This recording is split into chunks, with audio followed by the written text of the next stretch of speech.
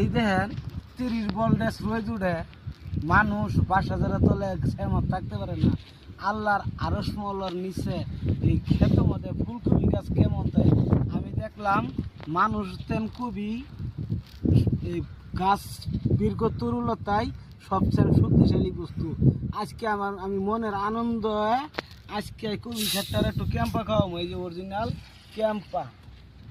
ক্যাম্পা কবি ক্ষেতটারে খাওয়ামু। কেউ অগর তো গরম না, গরমে থাকতে পারে না মানুষ। যদি গরমও থাকতে পারে না তে কবি গাছ কী হিসাবে থাকবো। আজকে করে ক্যাম্পা খাওয়ামু, কে কবি গাছটি গরম হয়ে গেছে। মানুষে কিন্তু কবি তো খাইতে পারে না। ওই গেছে আমি কবি গাছটি আজকে ক্যাম্পা খাওয়ামু। খাও বাবা খাও খাও, তুমি এত কষ্ট করে মাড়ির মধ্যে আসো, খাও। খুগায় কাবু হয়ে গেছো, খুগায় কাবু হয়েছে। হাই রে মানুষ থাকবার না, এই বস্তুটা কিভাবে থাকবো? সর্বনাশ করছে, হ্যাঁ সর্বনাশ করে গেছে গো। খাও। ভিডিওটা যদি ভালো লাগে প্রচুর শেয়ার করবেন।